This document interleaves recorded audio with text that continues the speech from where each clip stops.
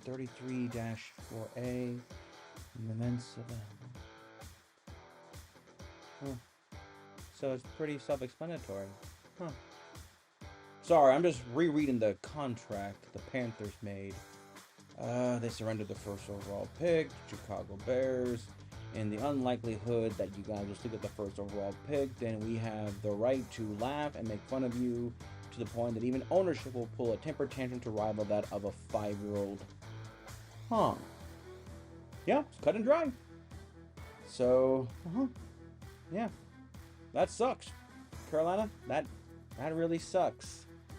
Hey everybody, I'm Cortez, and I'm a critic, and we are talking about the Carolina Panthers, the worst team of 2023, but probably the worst all together in just recently.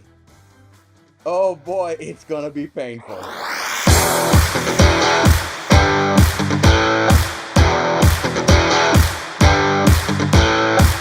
Oh, Carolina. Man, just okay. Let's be a little bit frank here. I talked about the Texans.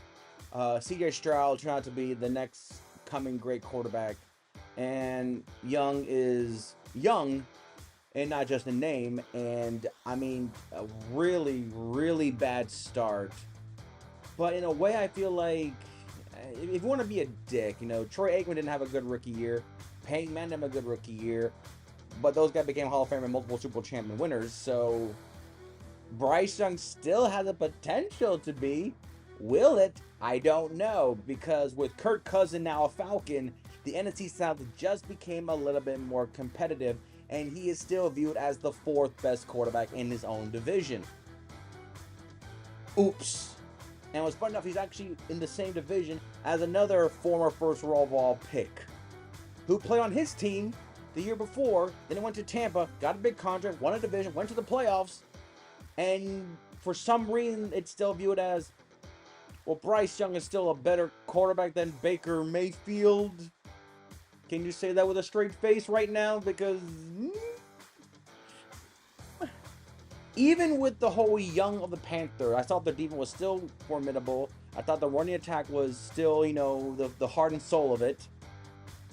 But I had a 6-win team. It's still last place, still top 5, top 10 pick easy. But 2-15, I did not even see that coming. When they were going winless in the first quarter and then all the way down, I was just like, this team is still losing. And some of these losses, 24-10, 2017, 37-27, 21-13, 42-24, 42-21, just back to back of beatdown and beatdowns. And they lost to the Vikings, the Lions, the Dolphins, the Falcons, the Saints, the Bucks. I mean, they just lose. And you just can't help but feel like, but their defense is ranked pretty high. Yeah, that's the interesting. Defense so ranked very high, but the rest of the team suck. He has no weapons. He has nobody. He has an ownership that literally has a temper tantrum, which we'll get to that soon enough. Because now that Dan Snyder's gone, that empty throne of biggest douchebag ownership goes to the Panthers, and he has barely been there a freaking season. And he already has the title of, wow, rich man throw temper tantrum owning sports teams. Like a child. But of course, if there's no consequences, the same attitude that if any one of us were to do the exact same thing, throw a cup of liquid at anybody in any direction, we would be kicked out. We probably would be charged for assault. We probably would be banned, and we'll probably face and our whole family and our whole bloodline will be exposed all over social media. But when you own a professional sports team, you kind of get some leniency because, like, so who's his boss? So Carolina, I knew you were going to be bad, but not this bad, and it is expected. I'm sorry to say it, I feel like this was expected. I never was a big fan of Young at Alabama. I mean, if you think of all the Alabama quarterbacks, even Tua might be viewed as the best one. But there've been so many Alabama quarterbacks that have been successful in Alabama, from Coker to Wilson to Tua to Hurts, that you just feel like, who is really the best Alabama quarterback? Probably Jalen Hurts, but he left. He left Oklahoma and then he went to the Eagles to the Super Bowl. Tua maybe, but they were concerned about his frail and his ability. And Bryce Young feels very much like a high school. I mean, he looks the same. Looked like he can go to high school and pass for a high schooler. His physique is very small. And with today's NFL, when you have 300-pound players running 4 flats and bench pressing half a tow truck, and they want to kill you, yeah, it just feels like, we'll see what second year does, but I just feel like maybe he is on the verge of either breaking out or breaking down. This year's gonna be more intense because everyone else is gonna be looking at the Panthers game as, oh, it's 2 easy wins, and they gotta have to somehow accept it. So let's go to your best game. And since there's only 2 games, it makes my job literally easier. But I feel like for narrative's sake, you and I both know the best game for the Carolina Panthers. Week 8 versus the Houston Texans. For multiple reasons. One, it was Bryce Young's first win, and he beat C.J. Stroud. So that whole narrative of number 1 beating number 2 overall picks, going at a quarterback in the first year, is a wonderful fantasy story if both teams played better. It's 15-3. Nothing looked. I mean, they know the total yards were 5 yards apart. Nobody had over 230 yards of total offense. None. Time possession was the same. First down roughly the same. Nothing. The stats for the best receivers, nothing. Nothing. There was nothing there. The MVP were the kickers. At least they did their job to their fullest capacity. But that game was just bad.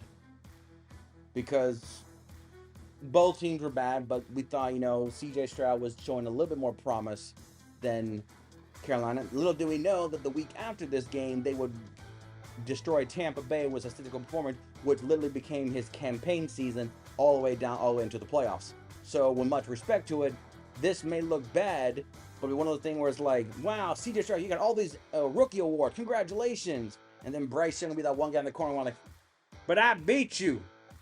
Suck it. I beat you. Suck it. It's a bad game. 15-13, the score just screams it's bad. The stats were not good. This was a very sloppy game. Honestly, it's surprising to see how better CJ Stroud became after this game. You literally got to put, yes, I lost to the worst NFL team last year, but I still won the division, still won a playoff game, and still got offensive rookie award and acclimates, and to the point of becoming the next great young quarterback in this year's league, in a conference where we have Lamar Jackson, Josh Allen, Joe Burrow, and of course, Patrick M. Mahomes in that side. Not to mention you got up-and-coming quarterback like Justin Herbert potentially showcasing promise moving forward. Not to mention what Pittsburgh's going to do with Russell and Field. So you're on a conference where literally the top 7 quarterbacks are already taken. And those are probably the top 7 spots in the playoffs. We'll see. We'll see what you guys can do next year. But back to the Panthers. Bad game. Bad game, bad game, bad game. Yes, you won. You get a cookie. Your worst game. Pick one. Seriously. Pick one. Pick a game. Pick. We'll flip a coin. We'll pick a game. Now, granted, I already picked my best game. And honestly, it could be any game. It could be the 40-point loss. It could have been the beatdown.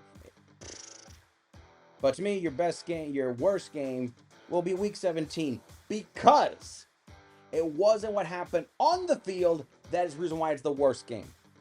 It's what happened off the field. Yes, you guys lost 26-0. Yes, a shutout hurts no matter what the score is. And we know there's some teams in these videos that had a very terrible shutout.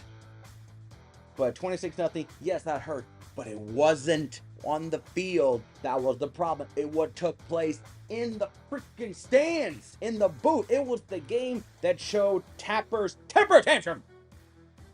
It showed the Panthers ownership how he is a child.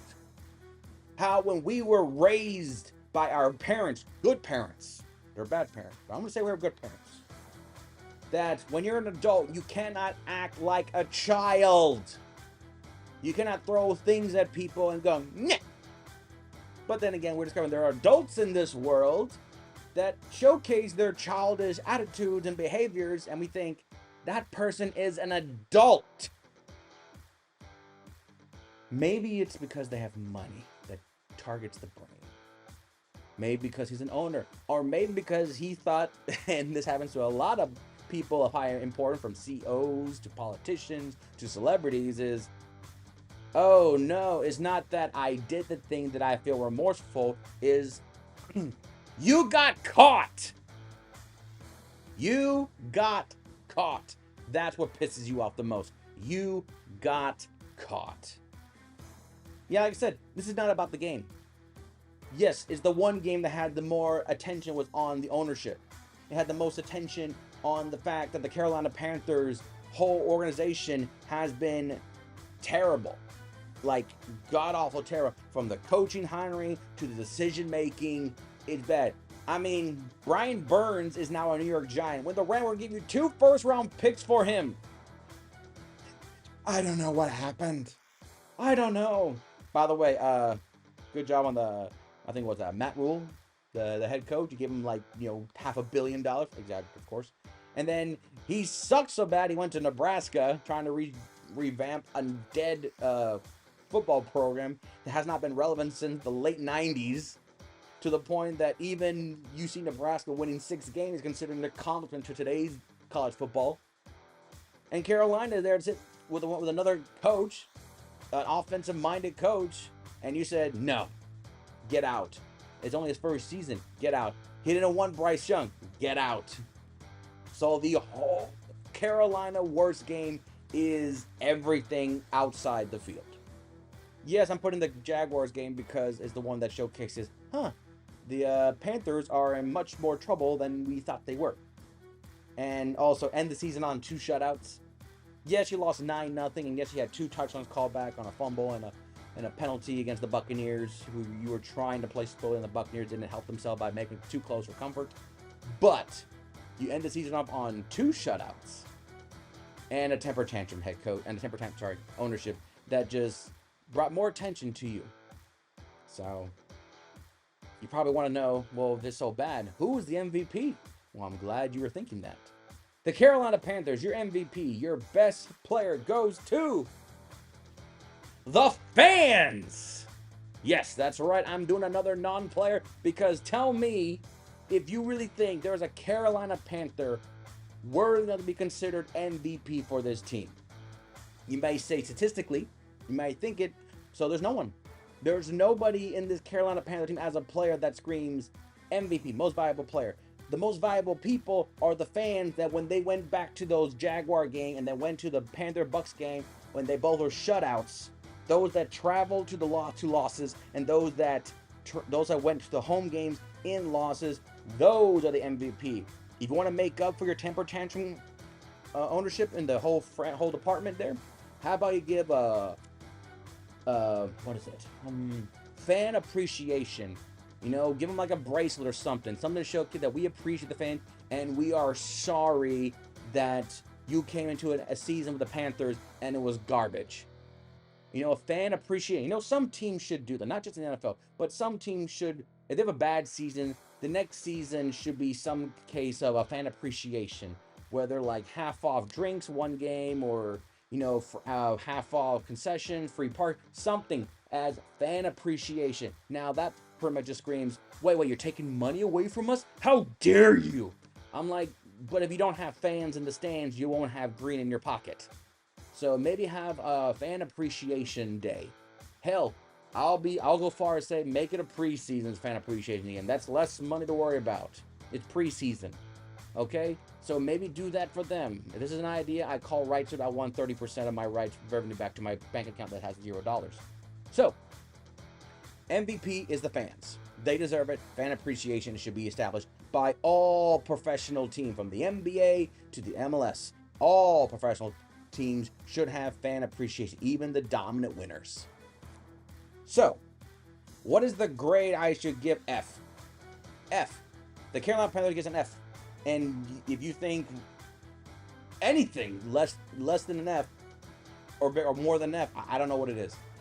It's a failure. They're a 2-win team. It's a bust. The rookie did not produce the way they wanted to. Head coach got fired in his first year. The ownership is an embarrassment. The Carolina Panthers ownership before them was bad, to the point that Cam Newton, hell, I should put Cam Newton as MVP. He was available. They said no.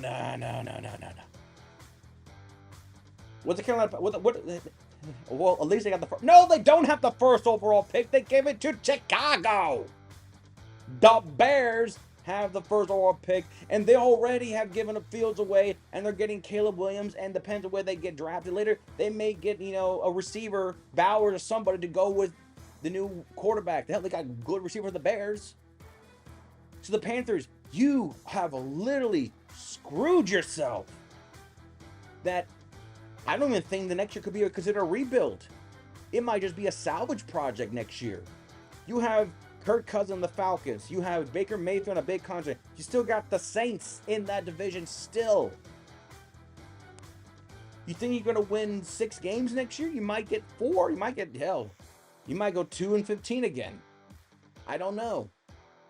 But you guys are in such bad decision making. The Brian Burch trade, the trade of the everything. It's so freaking bad that if I was a Carolina fan, I might just cut off this Brock. I might say, screw it, done. So bad. Sorry, video went too long. That's the Carolina Panthers. Sorry, this video went way too long with too many tangents and frustrations. And not even a fan. So, next video, we're going to go down the line. We're going to talk about the Saints. The Aints are on the clock, and we're going to see what they can do for their upcoming season. Until then, I'm Cortez, and I'm a critic. Thank you very much for watching.